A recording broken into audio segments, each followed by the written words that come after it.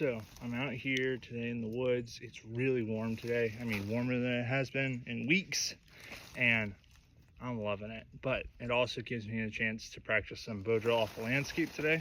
So while I hiked into this spot right here, I'm doing some trail mapping. I gathered the materials I would need for a Bowdrill. So I have a bow that I've already pre-carved when I cut it. It's just a piece of poplar with a swedge on one side, a hole poked through it, and then a quick little 7-notch. I have my board. It's Tulip poplar. It's nice and dry and a little bit rotted, which helps in your creation of the ember. And then I have my spindle. I got these both off about the same tree, and this was just out of the top. That looked to be a good diameter for me for a spindle. I like a little bit of a thinner spindle, and it's decently long. Having a longer spindle is going to give you more chances at getting your ember, and it's easier for someone like me who's 6'1", 6'2", to open up her diaphragm and allow us to breathe. So I'm going to get carving on. Let's do the board first. So I'm trying to keep everything off the ground. Even though it's dry-ish today, I would like to keep everything nice and dry. So I'm going to take my SAK here, and I'm going to pick the thicker side, which is this side, and make a quick notch.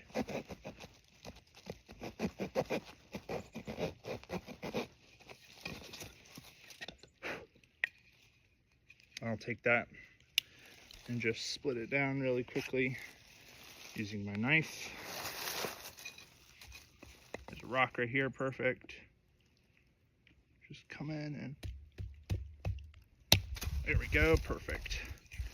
Exactly what I'm looking for. Carve it down so it's flat. I'll carve a ledge. Carving that ledge gives me a good spot to carve out my notch and such. So that'll be the start of my set right there. Put it on top of my bag to keep it nice and dry. Then I'll work on my spindle. I've got a knot right there, so I'm going to choose this side to be my bottom. Just carve off the edges. I'm trying to round off one side to maximize friction, and then I'll point off one side to reduce friction. Let's get in there. This is all Tulip poplar. Tulip poplar takes more rotations than your usual Bowdrill would. It's really good at making your form nice, but my preferred Bowdrill material is white pine, because you can use it to pretty much make an ember. It's really difficult to make an ember with it in humid conditions or rainy conditions, and you need to open up the notch way more than you would think. So I'm just carving down the point here.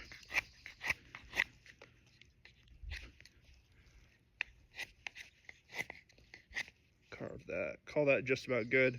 I'm going to carve off the outside, because what that's going to do is give me some ridges to let my string grip onto, which we haven't talked about yet. But we're just going to use a piece of my pocket P cord that I keep on hand, just because making natural cordage is really hard, and if you got it, the ability to use your paracord or bank line or whatever you prefer, I would highly suggest using it. So there's a slight bend to my spindle right about there. I might carve it up until that's, yeah, it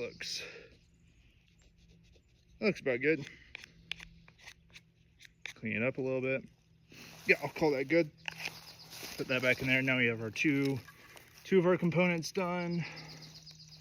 I learned this trick from Eagle Ridge Survival.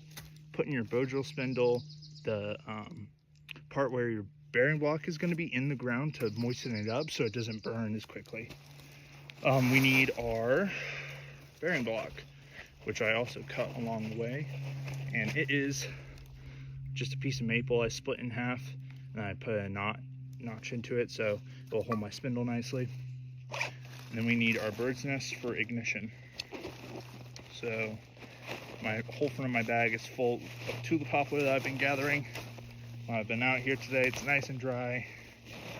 It's really nice and fluffy. I'll take that much. I'll just fluff her up on top of my bag so I can take all that good tiny shredded bits and put it into my bird's nest. I'm just going for ignition of the bird's nest. I'm not building a whole fire lay, but from this process you would take your bird's nest, create your fire lay of smalls or baby food, and go from there. All right, so now we're at the process where I need to start focusing in on getting my whole setup done. So I have my string here, which is just a piece of pocket paracord. What I'm gonna do is string up my bow. So pull it out. I'm gonna undo one end. Use my third set of hands, my teeth, and I'm gonna just do a lark's head on one side and slip it over.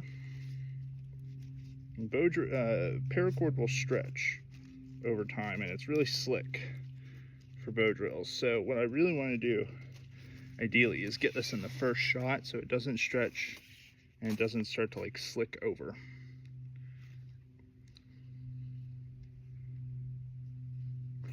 That's why I think carrying just a piece of cord in your pocket is really important, because with a piece of cord and a knife you can create fire. It may be difficult without training, but this is why we're out here. This is why we do it. Other options, if you weren't carrying a cord, would be things like shoelaces, things like edges of t-shirts. Just give that some good wraps. It's a lot of paracord, but I don't want to cut it, so I'll just tighten that up, stretch it out a little bit, and go for my notch. So I'll just dig a notch.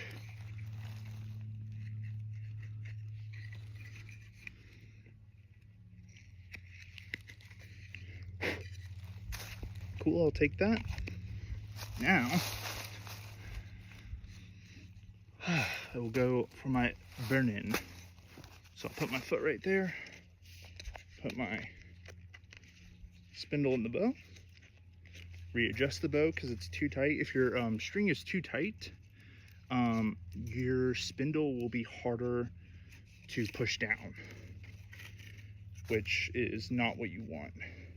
So I learned that from Mr. David West, who's here on YouTube, and he is one of the best like resources on YouTube for the world of friction fire, which is pretty sweet to have that knowledge just readily available. Let's see that. Let's try that. And that feels a tad bit loose, but we'll see. All right, let's get on this thing. No? Oh man.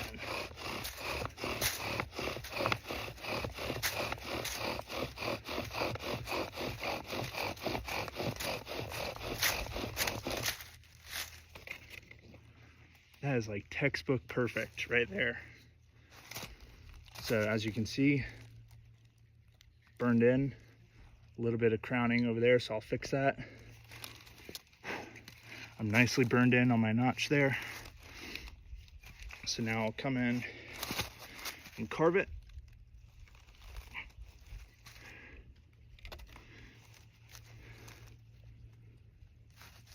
This is really, I came back a little bit too much, so I'm actually gonna shave it off a little bit. There we go. Now I'll just come in. I may have made that. There we go. All right, so now I will come in, do my 45-degree pie notch, just like so.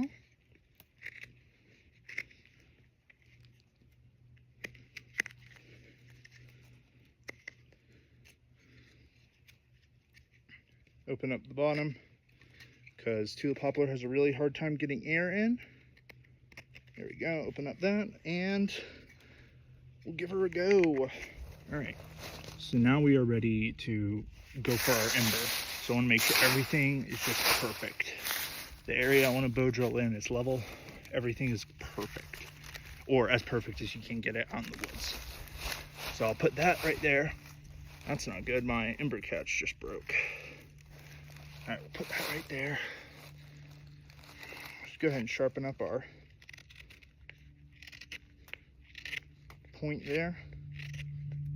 We want as much, we want maximum friction, minimum friction. So that's what we shall do, is reduce those things. And now, I'll take my bow, place my spindle in there, and let's give her a go. So I'll bring my foot as close as possible, and all right.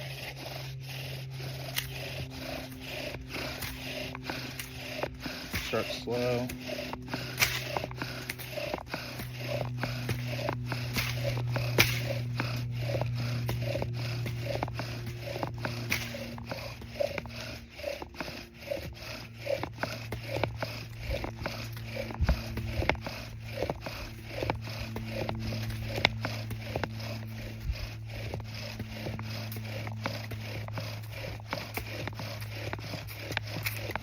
Speed up.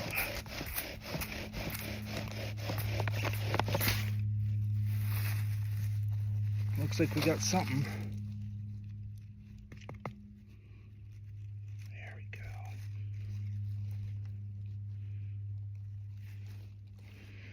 And we have our ember.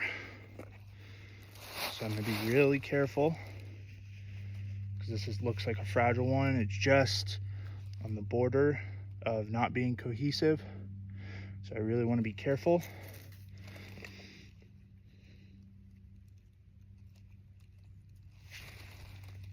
Place it gently inside my tinder bundle, close her up,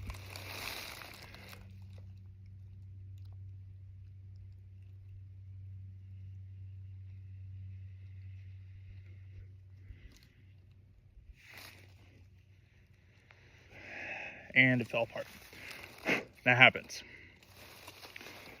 I need to let it sit there for a minute.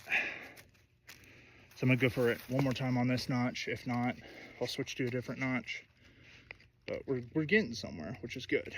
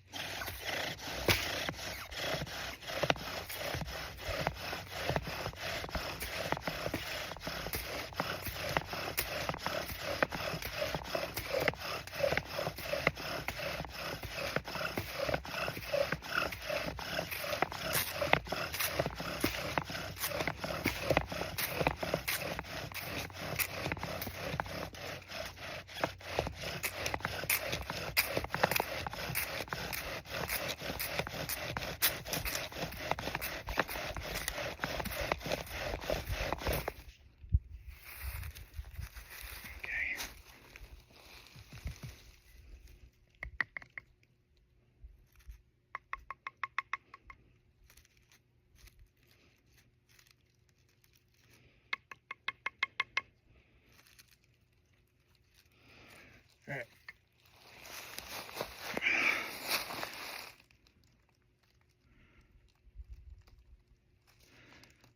I'm gonna feed it, grow it up a little bit. Take my bird's nest, make sure it's nice and fine. Because ideally I don't want to have to do this again, because every time I do this, I'm just tiring myself and wasting calories, which is something you don't want to do.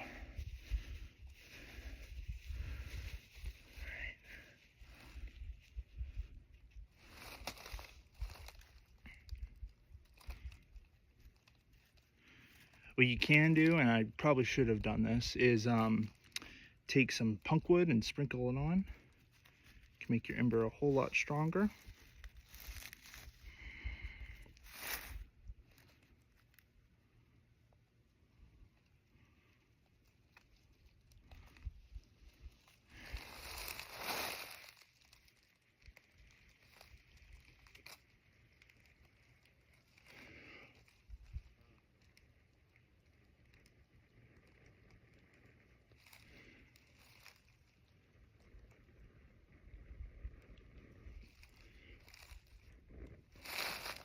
Voila, we have fire. Woohoo! So that is Bowdrill. Took me a second on that first try, and I think it was just because I didn't give it enough time. Make sure there's nothing smoldering before I leave the spot. But yeah, I figured I'd just come out in the woods today and demo this. Really simple set. I like this style. I learned it from Corporals Corner. Makes everything so much easier just going down the process. I did have a really thin board to play with right there, which isn't as good, but having that spot right there, I probably could have gone there and it would have given me better revolutions. But that set is perfectly mated together. Not too horrible down pressure. Yeah, and knife and a string is really all you need to get fire with this set. So I hope you all are having a good day, and thank you for watching.